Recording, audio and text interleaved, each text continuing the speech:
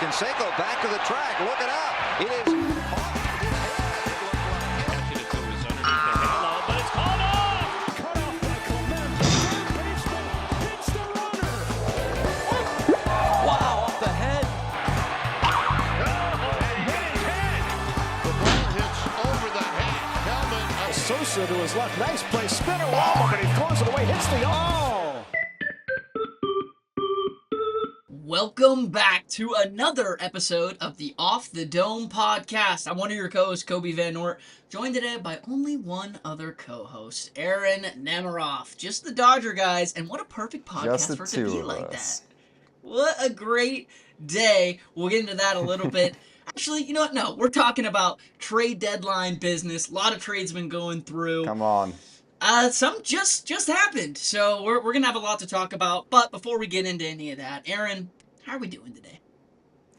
I'm doing great. I'm in a good mood today. Dodgers, there's really only one thing that's on the mind. We can just get into it. The Dodgers acquired Tarik Skubal yesterday. Break it down for us, Kobe. All right, so the Dodgers, look, we knew they were the powerhouse to get it. We knew that they were the team that everyone was kind of looking up to. And actually, we heard reports a couple of days prior to that teams were kind of just backing out because they thought the Dodgers were going to get them, which I thought was weird. But with all that being said, last night around 8 p.m. Pacific time, about 11 Eastern, the Dodgers acquired two-time reigning American League Cy Young winner Tarik Skubal from the Tigers. The Tigers in return got Zaire Hope, the Dodgers' fifth-ranked prospect. I believe he was 25th in the MLB pipeline. Right-hander River Ryan and Brady Smith. Look, an okay haul. A lot of people are having a lot of complaints about this haul. Zaire Hope is a solid hitter. River Ryan, when healthy, is a solid pitcher. Brady Smith, I'm not quite sure how much of a role that played, but if they're interested in him, they're interested in him. Obviously, the main guy being Zaire Hope, the 25th ranked prospect in baseball right now. Look, it was a crazy deal. Obviously, it's one of those things where you look at the Dodgers and you're like, yep, another one, they got him. Like, same thing with Kyle Tucker, same thing with this. But, look, it took the pieces to get it, and obviously the Tigers appreciated this deal to an extent. Aaron, what do you think about all this? I am ecstatic. I did predict this to happen in our trade deadline episode. I was kind of all in on the Dodgers getting Skubal. I think the main part of this is the Dodgers just really didn't want to see Milwaukee or the Braves pick up Skubal. The Dodgers aren't desperate for a superstar starting pitcher. We all know what the rotation looks like. Glasnow, Snell. Hopefully Glasnow comes back at some point. Shohei Yamamoto. Roki's been getting a little better. Robleski was an all-star this year. So I don't think they were just desperate to bring in Skubal, but if you can take him away from one of your main threats in the National League, why not do that? They have the farm system, they have the pieces to make it happen, and they did. I was pretty surprised that Emmett Sheehan wasn't involved. He's an MLB-ready guy, and I heard the Tigers, at least in their negotiations with the Yankees, were looking for some MLB-ready players. But for whatever reason, it was River Ryan instead, who has had some really nice flashes in the MLB in his short career. I'm super excited. We all know what Skubal can do, and it's going to be good. It makes me a little worried that maybe Glasnow is just not going to come back this year. That could be something they're thinking about as well. Although, was the report recently that he is starting a rehab? Did that come out the other day? He is starting a rehab soon. See, I think the biggest focus for this was because of Shohei a little bit. Yeah, that's kind of the first question I wanted to ask. With this deal, do you think that the Dodgers even want to have Shohei? Obviously you want to have him pitch. In a perfect world, he's a great pitcher. He's a top 5 pitcher if he's healthy and playing. But in this scenario, when you have a guy, he's a unicorn. But we've also seen what he can do when he doesn't have to even worry about pitching, which you can argue is substantially better sometimes when he's just focusing on hitting, arguably. But do you think that from more of a Dodger perspective, do you think that they need Shohei to come back right now? They certainly don't need it. It would totally be a help. Shohei is incredible on the mound. This year, he was putting up Cy Young numbers before he went down. So obviously, if he is fully healthy, let's do it. Let's have him pitch again. But if there is any sort of something lingering with that knee, you have Skubal, you have Yamamoto, Snell should be back next week. we know their depth. I wouldn't really force it unless we are 100% sure that he is fully healthy. And it makes me, I'm a little confused why he's honestly playing right now. Obviously, he can hit. He's been hitting well. But again, I mean, the Dodgers are just always winning. Like, we know we're going to win the division. We're up double-digit games on the next team. There's really no need to force him out there. Maybe it's an MVP thing. He wants to win it. PCA is looming behind. That could be part of it, I guess. But we're trying to go back to back-to-back. It's a little weird that he's playing right now, but whatever. I'm not going to doubt what the Dodgers front office is doing by any means. They know what's going on. Right. And the reason I asked that question is because I just think, from a perspective of where the Dodgers at, yes, you want a three-peat. That's the most important thing on your mind. But you also, again, Shohei is a one-of-a-kind guy, and there's no need to rush him back. And I would take this move, if I was the Dodgers front office, is do not rush him back. If he's not ready to go, or if he has any lingering issue, or even if he doesn't, even if he's like 89% healthy and he's, you think you can get him through, there's no need at this point. You have the rotation that you need to get through the postseason. He is, Skubal will talk about a replacement. It doesn't get any better than that. So I look at it as, I just don't think that the Dodgers need him to go out there and pitch. I think that they're better off just securing his bat, making sure he stays healthy, and you'll have next season. He signed a big contract for a reason. This isn't his last year with the Dodgers. They don't need to squeeze every last bit of Shohei out, and this is another reason for it. Now, with that, if in a perfect world, but there is, not perfect world, actually, in a more realistic world, if we don't have Shohei on that Dodgers rotation, who does start game one of that postseason? Although I don't think Shohei actually would have started that anyway. Probably not. Between Skubal and Yamamoto, who do you think gets that game one nod? And again, Yamamoto, a World Series MVP. Yeah, and I think with that as the main factor, that might be the difference right there. Skubal's Cy Young winner, obviously, but Yama in the playoffs is just a different breed, and he has earned that game one start. I mean, as great as Skubal is, Yamamoto's a top 5 pitcher in the league as well. I think that's pretty easy to say. And with what he did in the playoffs last year, you have 100% trust in him to go out there and shove. And I think you can't really go wrong. I mean, you can roll Skubal out there too and just use Yamamoto in game 2, but totally.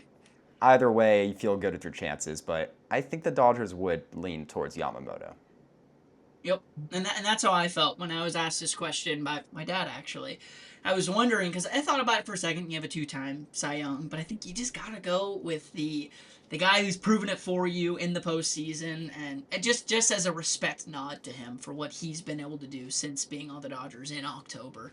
So, yeah, I totally agree with you there. I think Yamamoto deserves the nod, but again, yeah, you can't go wrong with that, however you want to mix and match it. But with that, I kind of have another question. The other part of this is when it gets to 7-game series, so I'm not really talking round 1, but CS World Series, if you pitch him game 1, he probably goes game 5, and then we know he's willing to come out of the pen, so you kind of want to get his starts in as early as possible, so then when it gets to that potential game 7, he's as fresh. He's not fresh, but he's as fresh as he could be because he went 1-5. Yeah. Although last year he went 2-6, and it didn't matter. Right, but we haven't seen a World Series from Scoops. We haven't seen a playoff run, a long playoff run, so maybe he's willing to do the same thing. I don't know, but only time will tell for that one. Obviously, health, a big thing for that back end of the rotation. But if they get those guys, and again, Snell's on a rehab. I think he needs one more rehab start. Glasnow just started. One thing that makes this trade so interesting, it's like, we know this. The Dodgers are above all right now in how they run their organization. It's just, that is a fact. But the one thing that's interesting is when you look around the league of teams that were looking to acquire him, you look at the Brewers, and it would have been, oh, that's a perfect matchup. Him and the Miz, that's a really unstoppable 1-2 punch. You take those first 2 games when you have those 2 on the mound. Or the Braves, him and Chris Sale, a great 1-2 punch, really helps them. You look at the Dodgers side of things, this is a depth move. It gives them more depth in their rotation. It's not like, oh, this 1-2 punch. No, now it's this better depth, so then they can have a guy like Roblesecki, who pitched out of his mind last season in the postseason, Go back to the bullpen if he needs to. You have Roki Sasaki, who ever since getting a bigger glove has had an ERA under like 1.5. He gets the opportunity to potentially start a game or maybe go back to that closing role that he dominated in as he was during the postseason. It gives you so many more options now, and now you don't have to worry as much about Shohei. But again, there's no other team that could have acquired him and said those same things, that this is what it does to our rotation. Maybe the Mariners, but again, well, that'll be moving on to our next topic about Luis Castillo and him being dealt. But again, like, it's just, there's not many teams who can acquire a guy, a top 2 pitcher in baseball, maybe even top 1 if you feel that way, and say that it was a depth move. Like, that's what you would overlook it. But with all that being said, obviously, the big question that's been asked about this is, are the Dodgers ruining baseball? Those people were loud and proud during the Kyle Tucker signing, and I understand it. Reasonably so. I understand a lot of money. But this wasn't a money move. This was a move that took prospects, that took the homegrown talent. Aaron, what do you think about the haters now who are just yelling at the Dodgers for, quote, ruining baseball? It's a little...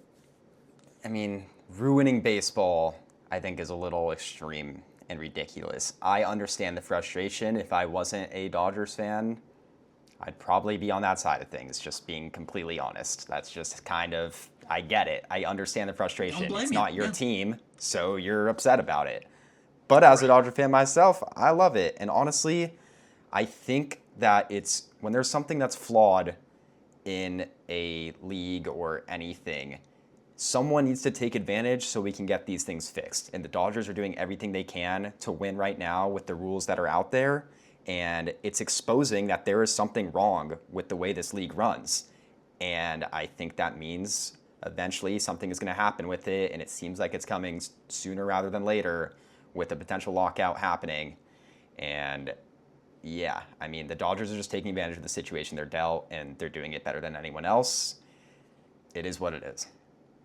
Yeah, no, totally, I agree. It was funny, when this trade went through, I was in the control room working for the A's, and one of the questions that was brought up by someone was, well, did the Dodgers have any homegrown talent? Like, name one of them. You know, someone, again, frustrated about the Dodgers, which, again, I understand.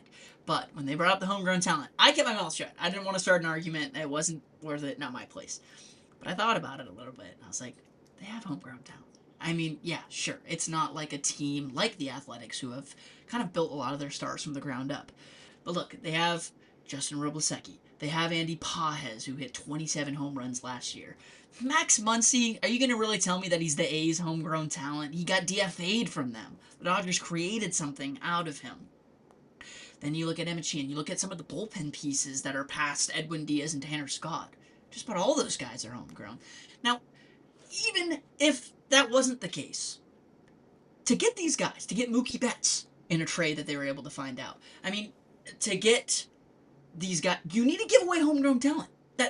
That's how you do it. And obviously the Dodgers do something well. That's building a good minor league system. They know how to coach. They know how to draft. They know how to... Look, Zaire Hope was traded for Michael Busch. They traded Michael Busch to get Zaire Hope. They got Zaire Hope and then flipped him as the biggest deal in getting the best pitcher in baseball. That shows you something. The Dodgers know how to run a business. At the end of the day, every single team should be viewed as a business. And the Dodgers run it better than anyone else. And whether you're willing to accept that or not, be more mad at your team. Another point that I wanted to bring up that kind of like irks me a bit is why people are so mad at the Dodgers for doing this. One, they can do whatever they want. They have the money. They have the farm system. But two, if you're going to be mad at anyone, be mad at the Tigers. Be mad at the Tigers for, if they genuinely were like, you know what, I want to put an end to this. Because obviously if other teams and owners have an issue with this, then be mad at them for making this deal in the first place. They could have easily said, you know what, no, I don't want to do business with you guys. I don't want to feed the beast. So I'm going to go ahead and go turn to the Brewers, go turn to the Braves. But they didn't do that. Obviously the Dodgers put up, my guess is the Dodgers put up a better package for them, and they were willing to take that because from a business standpoint, it makes sense. You're going to take the best package possible. But with that, before we keep going, I know Zev had some things he wanted to say. He's not on the pod today, but he had some thoughts on the Tarik Skubal trade, so we're going to go ahead and show you that right now. I am in beautiful East Hampton, New York. A little vacation with the fam. Oh, here comes my dad bringing me some sushi. Hey. What do we got here? Okay. A little poke. Nice. Anyways, I am in East Hampton. Skubal trade. Wow. Big for the Dodgers. A little rough for the rest of the league, gotta be honest. But, and I know I've seen this kind of trending on Twitter. It's a shame because I said this to my dad yesterday before I saw it on Twitter. I am not surprised if this was the case. The league owners came together and said, guys, look, we want the fans on our side. Every time in the past when there's been a potential lockout, the fans have been on the players' side. This year's a little different because we all want, I think, maybe you two Dodgers fans don't, but most of us fans want a salary cap. And the league owners certainly want that. So maybe a little collusion here and there. Because what are we talking? Zaire Hope, who's really good, River Ryan, and honestly, off the top of my head, don't even remember the third guy. You're telling me no other team could have beat that offer? Please.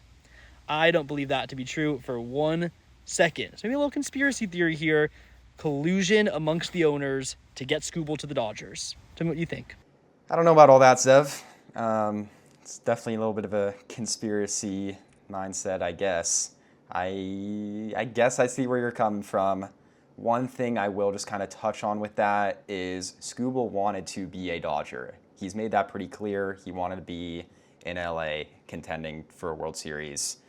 So I think maybe one reason that Zev didn't bring up is honestly just the fact that he has given it his all to Detroit, and they felt like they had packages that were kind of even across the teams that were interested. And if Skubal wanted to be a Dodger, they felt like we owe that to him. We can make that happen. So that's kind of where my mind is at with that trade. But anyways, we covered the Dodgers for a while. It's hard for us to kind of move on. Like, that's our team. We enjoy We could talk about it for a while. We could literally spend the whole podcast talking about this. But yeah, we got to move on. Another deal that went down, not quite to the Tarik Skubal level, but Luis Castillo was traded to the White Sox. Mariners have had a very interesting rotation situation all season long. We've talked about it on several episodes this year. They've had a 5-6 man piggyback. They've gone all around with different combinations of things. But Castillo has just kind of felt like the odd man out all season long. He's really struggled, and they sent him to the White Sox for Sir Anthony Dominguez, Nolan Jones, who's bounced around a little bit over the last few years, and a catching prospect, Boston Smith.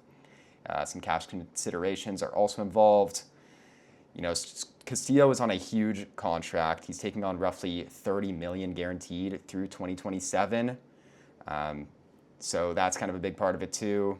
Kobe, any thoughts on this one? Yeah, so one thing that really interested me about this whole trade is that the Mariners aren't necessarily done with the rotation. They're not like out of the playoff picture by any means, and I don't think that Castillo move was that at all. It gives Cade Anderson a shot. But I've also heard stuff about George Kirby still, that they're talking about trades with him, and Randy Arozarena, who I don't know if that's more of how you view him as a player or whatnot, but I think he's, especially come October, he's been a very solid player in the time that he's spent in the playoffs. But one thing I will say is it's very weird to me. I guess I just have trouble wrapping my head around the idea of them trying to give away him. Castillo makes sense. Again, like we talked about Cade Anderson, in her fantasy league, he already is rostered. Before this trade even went down, he was rostered in early July. I mean, that doesn't mean much, but it shows just the potential that this guy's had and how dominant he's been, and he deserves a shot. So Castillo move that shows that. Throwing Kirby in the mix just doesn't make much sense to me. Now, I get even Emerson Hancock, maybe you could make a little bit more of a case for, just because this is kind of a one-hit wonder, at least of a season for him so far. Obviously, he could show more, but I think he has a lot more to prove when George Kirby has been dominant for the last few seasons. And again, they're not out of the race by any means. So to me, it was just a little bit confusing to see. I felt like, and again, they may not trade Kirby, and you know, it's just rumors at the end of the day, but if they trade another starter, it just feels like almost like they're giving up, or I'm not quite sure. But anyway, in terms of the specific trade that we're talking about, I think it's good for them. I think that getting Sir Anthony Dominguez, they needed some back end of the bullpen help. Munoz has been iffy over the last month or so. You know, they have Ferrer, who used to be the Nationals closer last year. Boy, do they probably wish they had him right now. But anyway, I do think that it's not a bad trade for them. But again, like I don't know what their next move is. What they're doing from here. Are they buyers? Are they sellers? It's hard to tell right now. I think that this move individually, and you kind of touched on it, it's almost buying because it gives you an opportunity to call up Cade Anderson, and he's an improvement from Castillo and what he's done this year. Right. So in that sense, it's almost like you are trying to compete by making this move. You get a bullpen piece. Dominguez has been shaky, but whatever. Backtracking for a second, I think I misspoke earlier. Chicago is taking on that $30 million through 2027. I think I said Castillo instead of Chicago. But from the White Sox perspective, I like that they're bringing in a starting pitcher who has had success in years past because that rotation is shaky and they're pushing for a playoff spot too. We got to think about this from their perspective. Taking on all that money, though, that's pretty questionable because this is a team that I think can do some real damage in the American League in the next few years, and I'd like to see them spend that money on big superstar players. $30 million is not just a little amount. And you're giving that to Luis Castillo, who has had a 5+ ERA this year and really struggled. But I think he's going to help them out.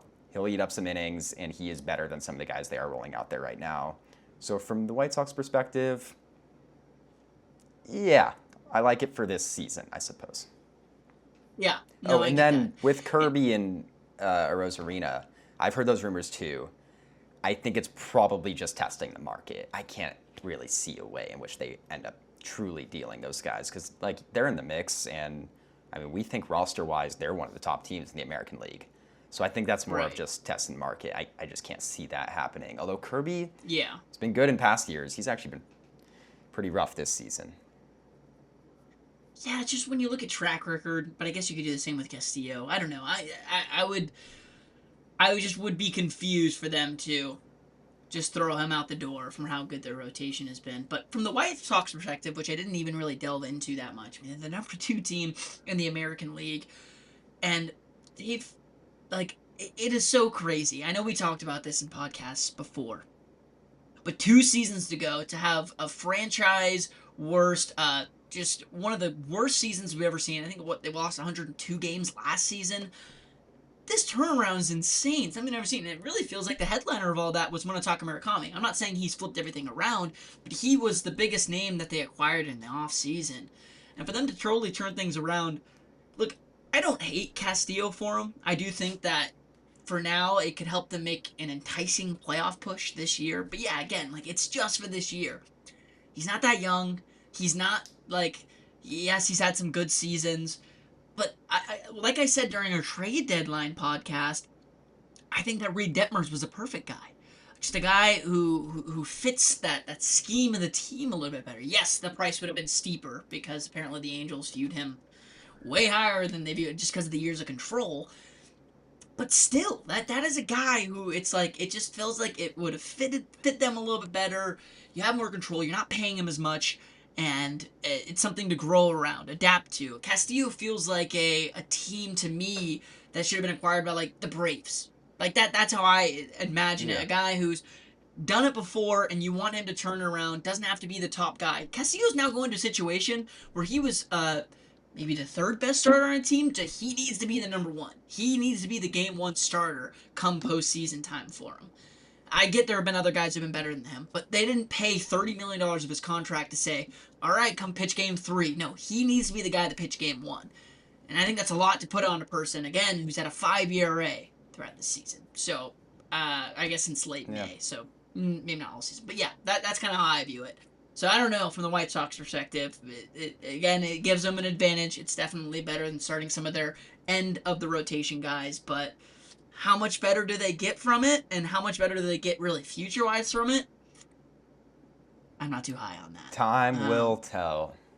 Yeah, but speaking of trading up a guy who has struggled, and I think this is much better for the team, Freddie Peralta was traded to the Rays. The Rays acquired Freddie Peralta from the Mets for 3 prospects. Peralta struggled. I mean, he wasn't good at all. And I actually argued that I thought the Mets were going to hang on to him. And it's because I thought you'd get him for a cheaper price, and the Mets to me always seem like they're going to try to compete. But they didn't. And again, this is a point I made in one of our other podcasts. Their owner was also part of the Brewers organization while he was there, so it had a bit of a connection there. But anyway, doesn't matter. Ends up trading him.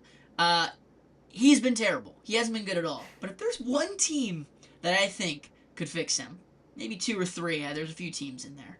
But the Rays are one of those teams. They'll bring in guys like that, and I think that you're getting him for a better price because of how bad he's been. Yes, he's a free agent at the end of the season, but that's perfect for the Rays. They don't really want to pay guys, it seems like. I don't think they're going to offer them this big contract. But they're the best team in the American League right now.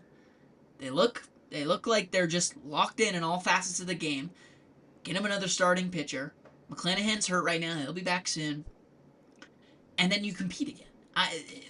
This is the team that I think they'll turn around, and just such a perfect trade for, again, what this team stands for. You know what he's capable of, and I think you just need to get him back there. And the Brewers and Rays are really similar in my eyes, of teams that don't spend money, but find a way to make their players better. And Freddie Peralta just needed that. New York obviously wasn't the answer for him. Some people struggle in those brighter lights, and going to Tropicana Field and playing there feels like a little bit more of a dim light for you. But they will turn him around. It's my prediction. And you got just an amazing Game 2 starter. To me right now, and call it a hot take, but the number 1 team in the American League, so it's really not, but they are my far and away favorites in the American League. Even if Judge comes back to the Yankees. Really? That's how I view it. That's how I view it. I think that they're just so built well. I get it. Postseason experience plays a role, and the Yankees do have that. They're definitely the runner-up in my eyes, but I think that the Rays far and above just are the best built team, and are going to find a way to make it to that World Series this year. Wow. It's a little bit of a hot take, but they are playing like it. They've been playing really well. I like this trade a lot. I think Peralta, the numbers look worse than he's been, and that doesn't mean he's been good, because he has been bad. But I think that ERA is inflated a little bit. You look through his game log, he's had some massive blow-ups that really inflate that ERA, and they're in situations that are they're tough. And of course, you want your ace to be able to get through that, but at Milwaukee, he gives up 7 runs. At Philly, he gives up 10 runs. Those are really going to hurt your overall numbers, and they're not easy situations to be pitching in. You look at his StatCast, it is worse than past years for sure, but I don't think it really represents how he's been just a little unlucky, maybe. I don't think he's quite as good as he once was, but I do agree that Tampa is kind of a place where maybe they can help fix him, and maybe just a change of scenery will be enough for him to turn things around. I hope so. I just traded for him in fantasy. I'm hoping he turns it around as we get into these playoffs. He's just the perfect, it's a great trade for a team like that. Again, the Brewers, if they wanted to get him back, it's just those teams that really do develop pitching really well. To get a guy who has really good track record, to get him for a discounted price. I mean, obviously, if he was pitching well, they might not even be selling him right now. But it's just a perfect scenario for that team. So I think that was a great trade from them. It seems underrated right now just because of how underwhelming he's been. But I think that going forward, we're going to look back at this and kind of laugh on, what that package was and how easy they were able to secure him. Yeah. Let's move it on to one of your fantasy guys, maybe your MVP from this season, Luis Fantastic. Garcia, traded to the Yankees. They needed a bat. That offense has been really, really struggling the whole time that Judge has been out, and then Bellinger goes down. It was looking bad. But they gave up 4 pitchers, Jake Bird, Giovanni Cruz, Jack Siebert, and Ben Grabel. Garcia's under team control through 2027. He's just had an incredible season, OPS of 873.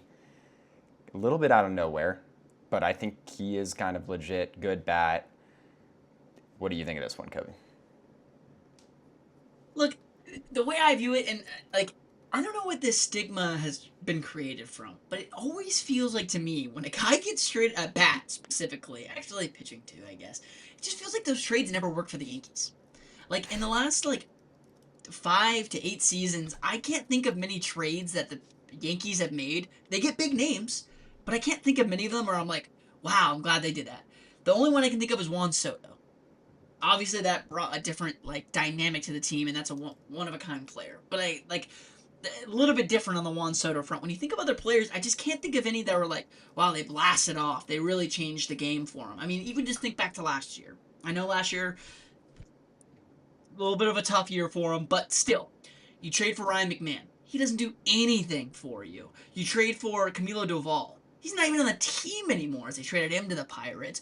You trade for Bednar. He seemed like the most solid guy that you can get. But anyway, they didn't change. They traded for guys who were like popular names, household names, but it didn't feel like they really exploded. And don't get me wrong, it's a tough place to explode from.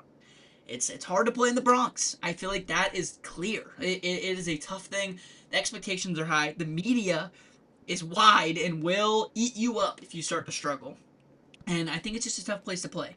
Now, in Luis Garcia's perspective, he's been fantastic this season. I think it's finally a breakout year for him. Happy to see it for him. Obviously, I have him rostered in fantasy, which has been a blessing to have. He's just been tearing it up. But you know, it's a matter of will he keep it up. He's in a smaller stadium now. He's been crazy offensively. Kind of surprised that the Nationals did this, if I'm being honest. I think that I know where they're at in the year, but he's been a key offensive piece, not named James Wood or C.J. Abrams in their offense.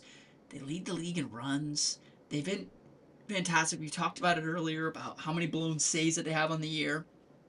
I get where they're looking at right now. They're on the outside looking in, trying to justify trying to buy. I get it. But I think he could be a valuable piece. I think that they should have kept rolling with what they had. And I don't know. He just, to me, it didn't seem like something where you needed to give up on him so early. But obviously they did. They got some pitching. 4 pitchers, which you don't see often. Yeah. Only pitchers ever traded. So they're obviously looking to continue building. I don't blame them for doing it. And you know, maybe this will provide the depth that they need to. Obviously, it seems like they're looking at the next following years to continue to stay dominant because pitching, obviously, is their biggest hole.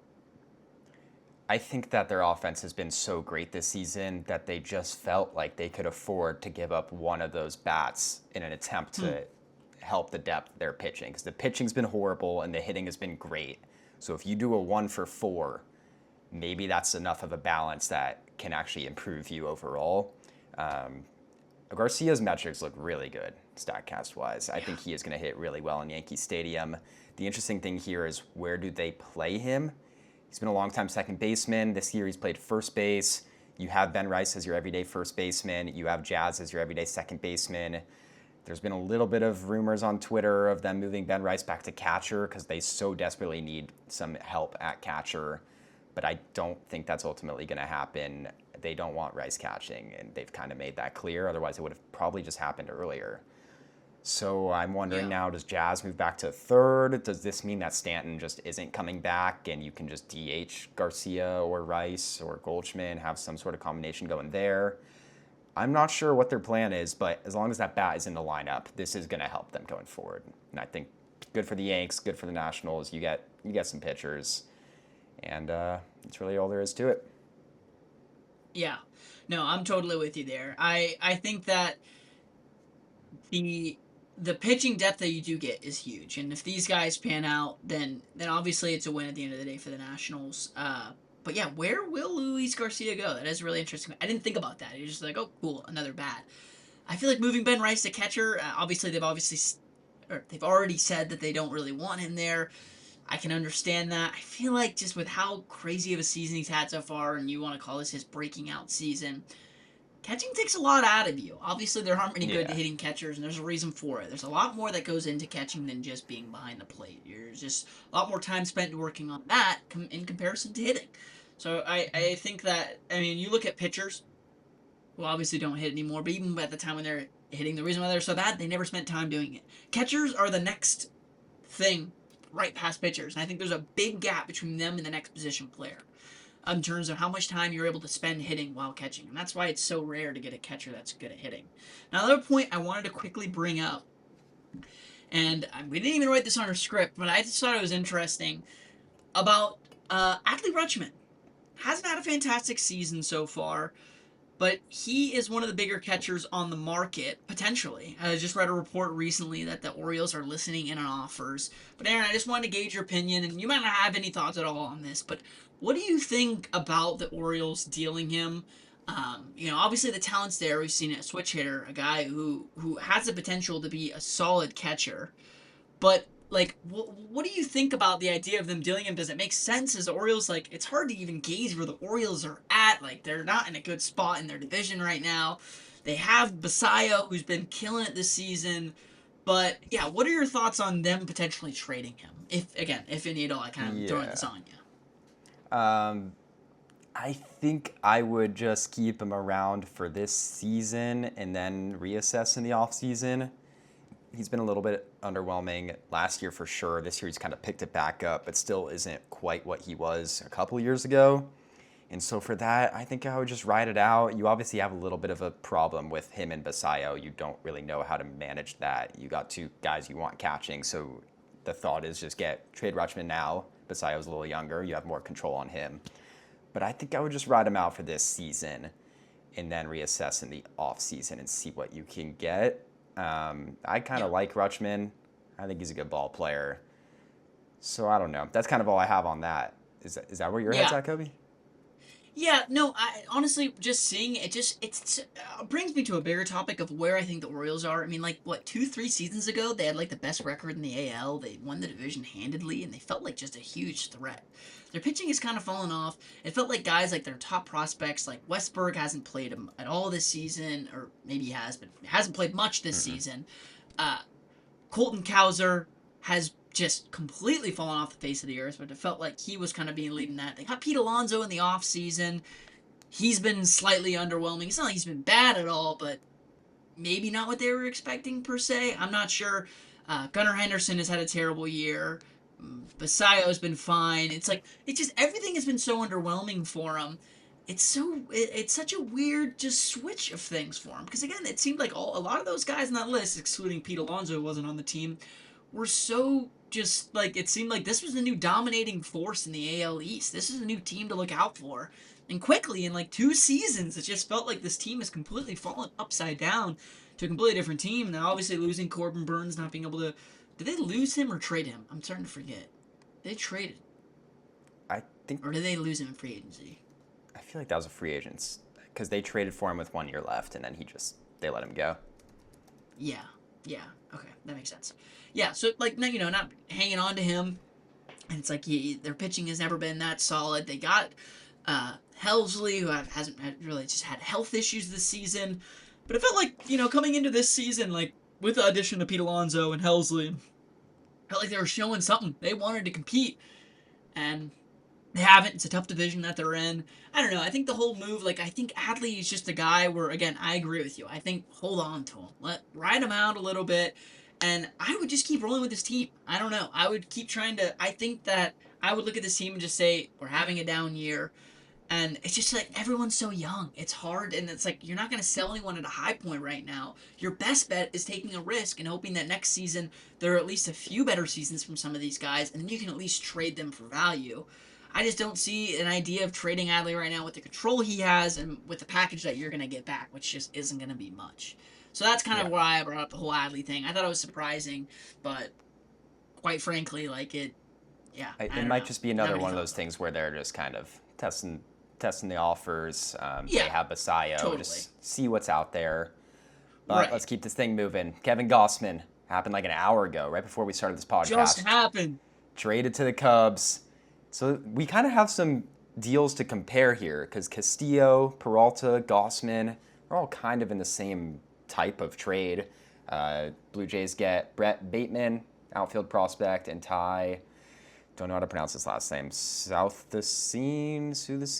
That seems close something enough. along that line, middle infielder. Ty, if you're watching, we're sorry if we botched Yeah, sorry about that one. I believe Kevin Gossman is a free agent after this season. Yes, he is. So it's just probably for this half season, Cubs trying to make a run in the National League. These trades are all very similar. Veteran pitcher, struggling this year, isn't quite as good as his past seasons have shown. Except for Getting Skubal. a little bit older. Yeah, Skubal's a little bit different. A little different. But yeah, keep going. So I think like all these other trades, we kind of have the same thought. It's different when you're the White Sox compared to the Rays and Cubs, who we feel like these are true top teams, I think. Or at least their roster is a little bit closer to competing. So this is just that one extra piece you need going into the playoffs, that one rotation piece. The Cubs, I think, were the most desperate for pitching, though. Their rotation is falling apart, injuries, just struggling. I like this one for them. You got to get a veteran pitcher. Bring in Gossman. He's done it before. Playoff experience. He was great in the World Series against the Dodgers last season. And yeah, it doesn't sound like you gave up too much. It's only a rental, so usually those deals aren't as big. Just a couple of hitting prospects. I like it. Yeah, no, totally with you there. Don't think that there's anything wrong with this trade. Cubs needed depth. Obviously, it feels like in the last 24 hours, those star pitchers, and there's still a few more to go. I mean, there's still Robbie Ray, there's still Soriano and Detmers from the Angels. There's still, the pitching market is huge right now. There are a lot of guys who are on the market, but it feels like some of the top names are kind of starting to fall off that list, which is kind of unique. I feel like in past years, it's been the smaller names that go first, and then those bigger ones tend to wait a little bit to get a better offer based on when one team overpays. But that's besides the point. The Cubs getting Gausman, I think, is huge for them. They needed that depth. They get that depth. And yeah, in comparison to the White Sox, is a team that just has a better proven track record. And, I mean, the offense has been great this year. I know I hated on PCA early in the year. I'm going to have to keep apologizing every episode to him. Sorry, PCA. He's been fantastic, obviously making a run for NL MVP. And they've had a great offense this year. I think that Gausman close to solidifies them. There's still a lot more in the deadline, but to taking up that Central, I mean, there's still a lot more to be done, so obviously my opinion can change on it, but to this Brewers point, got that Central. Is that what you're saying? Yeah, wait. No, I'm not saying that. Oh my gosh. My apologies, guys. I completely forgot about the Brewers when I brought this up. Yeah, no, the Brewers have that. But let me backtrack a little bit. I do think it guarantees them a wild card. Yeah. I kind of forgot about the Brewers altogether. I was just thinking about the Pirates. I was like, they're going to pass the Pirates. But no, I do think that the Brewers have that division locked up. But no, I do think that for just a playoff perspective in general, he really does kind of put them over a bit of a threshold considering how banged up their rotation is. I think Steele's coming back this season, right? If I'm not mistaken. I don't know. I wouldn't count on it. I don't think so, honestly. I think he's out. I don't know. But I thought he was coming back early this year. Well, that doesn't matter. If he ends up, it doesn't matter, but if he ends up coming back, but even then, it's just, again, it helps to have a guy to kind of bolster that rotation. So, good for them. More info will come out soon, and man, there's a lot more to happen. I mean, we're talking about Sunday evening right now, and they're really, the corner is hot, or the stove is hot right in the corner. The stove is hot right now. There's a lot going on. But with all that, we're done talking about trades. Quick hitter, and then we have a game. One quick hitter. Easy. Quick hitter. We used to have quick hitters. That's useless. We got a quick hitter. Kenley Jansen got frustrated at Jeff McNeil. This happened last night. You don't see this often. You don't see the benches clear after a game. I've never seen that before. But in this case, it did. In an 8-5 game at the time, Jeff McNeil, with a runner on third, bunted down the third base line, made it safely to first, and a runner scored. Then when McNeil made it over to third base, Kenley had some words for him. Then following the game's finish, an 8-6 loss for the A's, Kenley kept chirping, and the benches inevitably cleared. Again, very, very weird on both ends. McNeil seemed very what is the issue? I don't see an issue here at all. Now, yes, I work for the A's, but that doesn't matter at all here. I really do think that if you're going to be mad at someone for bunting down the line to try to score a run, especially a guy like Jeff McNeil who, has struggled a bit this past season, I don't blame it at all. I don't have a problem with it. Aaron, do you have any thoughts on that? Really, really uncharacteristically weird from Kenley Jansen. Watched him for years, loved him as a Dodger, and he's always been a pretty chill pitcher. Doesn't really get involved in a whole lot of antics, honestly. He just goes out there and pitches and does a good job. Super strange. I wonder if he just had a bad day this day because they're shifting. They're giving him the entire left side of the infield. McNeil is a contact bat. He doesn't swing for power. he's gonna lay it down. You're giving it to him, and you're trying to win the game. There is no problem with this at all.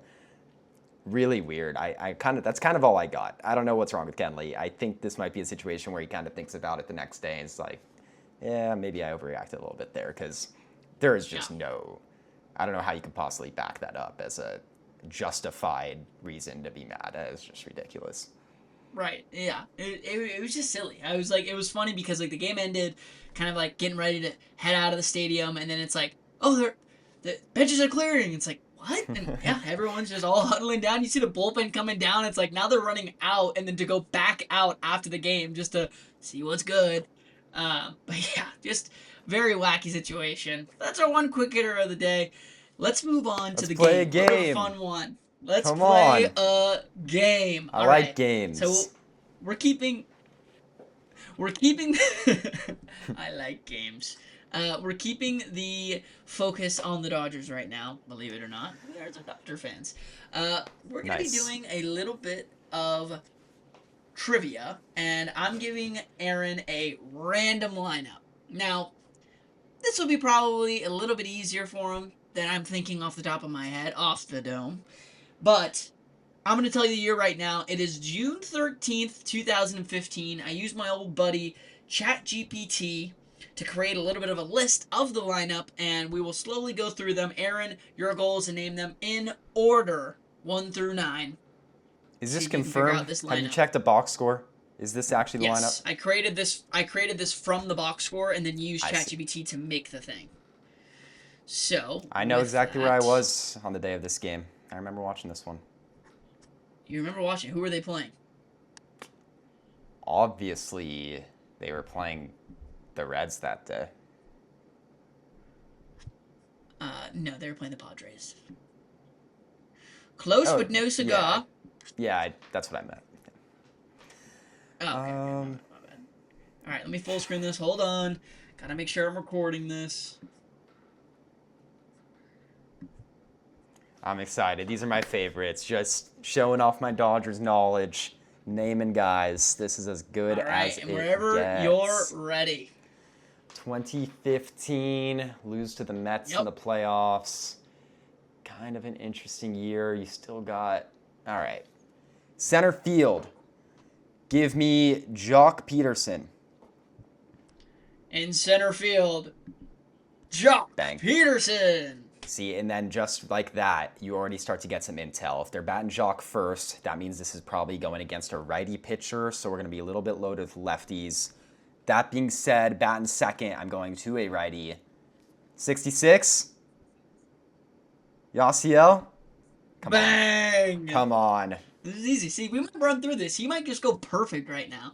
Starting pitching. I don't know how I'm supposed to come up with the June 13th starting pitcher, but yeah, that one would be a little tougher. Let's just see. Maybe I can work some magic. You'll get there. Give me the guy with the most memorable walk-up song of this Dodgers era, Adrian Gonzalez. Easy. Nice. We're rolling. Ooh, a second baseman batting cleanup. This is my first little bit of hesitance. All right, in the interest of like keeping it interesting and staying maybe perfect till the end, let's just move on for now. Justin Turner. Bang. Nice. Okay. Ooh. Give me... Ooh. All right. I'm trying to think of catchers. You could go... I think we're past A.J. Ellis. No, this is like... Are we in Grandal territory? Now I'm getting a little bit... No, give me Yasmani Grandal. Bang. Come on. Okay. Perfect so far. Shortstop. I'm a little nervous about shortstop because he's batting 8th, so Seager wouldn't be batting 8th. This might be before Seager. Second baseman, that's a really strange one. Some names that come into mind. I can't imagine Kike's batting second here. No, I don't think it's going to be Kike. I think Nick Punto's on the roster. Don't really see a world in which he's batting second. Let's go to left field. Kind of makes me think Carl Crawford. I mean, this is his time, but you also got... It's just a random day. Yeah, I Keep know that it is a in mind. random day. I kind of want to go Carl Crawford. Carl Crawford? Yeah. Not the left fielder. Not in the lineup. All right. Then is this our boy? You know what? Let's just throw the shot in the dark. Is this our boy? Is this our boy Scott Van Slyke? In left field? Yeah. No, it's not. This is after Scott Van Slyke. Bad guess. Bad guess. All right. I guess it could be. Is it Ethier? ASU. Ethier. ASU. Left ASU. field star, ASU. legend. I just always think of Ethier and Wright. I should have gotten that. I shouldn't. I kind of got too cute with it, honestly. Scott Van Slyke was more just a fun guess. Wanted to throw out the name. What would've been second fun. baseman is batting second? No, fourth. Or, yeah, fourth. Oh. He's cleaning up the place. I'll be honest, I was a bit surprised by this too. I didn't realize he was batting cleanup in this lineup, but guess they like the matchup. Maybe whoever pitcher he was facing on the Padres at the time, he had a good track record against. I don't know. Is But Punto at short? no Punto. I feel like I'm forgetting someone. The middle infield. Mark Ellis? No. No. No. No. Didn't like it as soon as I said it. This is past Mark Ellis. Who do we got? Alec? No. No, I didn't say it. Both? I didn't say it. Do you want me to give you any hints or you got it? Yeah, give me something. Both middle infielders played for red teams prior to this. Prior to this. It's a good Yes. hint. Yep. That is a good Didn't want to go too much. But hint. yeah. Oh. Red as their primary. Okay. Oh. Bad miss. Terrible miss. I said that we played the Mets in the playoffs. Who do you think of in that series? Chase Utley. Chase Utley's patent cleanup. Nope. What? You said he played Another for a red red team. I did. You may be able How to is use that that same possible? knowledge for the 8-hitter. Oh. Yeah, Jimmy Rollins. Bing. That is... Oh. Okay. Howie Kendrick. Bing. There you go. I'm disappointed. This should have been better. Now you just got the starter, which is the hardest one yet. Well, not the hard. I mean, just like the most random. I'm not going Kershaw. Just Okay. doesn't feel like Kershaw doesn't pitch on June 13th. That doesn't make much sense, right? This doesn't Right. feel right. It's not really Kershaw. But you know who Day. does pitch on June 13th? Who? Hyunjin Ryu. Nope. He might have. I don't know if his track record's good on June 13th. It might have happened Not once on in June his 13th, career. 2015. Yeah. Oh, so then obviously it would be Kenta Maeda. No. He's Greinke? American. Greinke. Bang! That's Zach where I was gonna Greinke go to wrap it all originally, up. and then I just switched up for like no reason whatsoever. That was good. Nice job. Good work. Great work. Alright, just gotta stop that screen recording. Got that all sorted out. Alright. All right. Well, that was our game, and that wraps up the podcast. Very simple. We kept a focus on the trade deadline. You know, there was just a lot of information that happened, and there's still more to come. The trade deadline officially is, well, tomorrow while we're recording this, but by the time this is posted, it may have already been over. You guys will know better than we do. But thank you guys so much for watching. Our socials are around here somewhere. Make sure to go ahead and follow them. We try to post as often as possible. We'll try to post every single day, but you never know, stuff happens. But thank you guys One so much last for thing to watching. mention. Zev isn't here. He always has something to say about the Red Sox, but I don't really think anything that interesting happened this weekend that I could come up with the Red Sox. No, Fun nothing ball. at all. Like, it was kind of interesting. I tried to look into it, and I was like, We were gonna come up with something to Snooze say fest. for Zev because he's oh, missing. wait, and they he came to Sacramento. Oh, they did. Oh, so you saw him a little bit. Yeah. Yep. But past that. Boring. Snooze fest. That's why we talked about the team that everyone cares about. And we will see you guys next week. Thank you guys so much for watching. Deuce.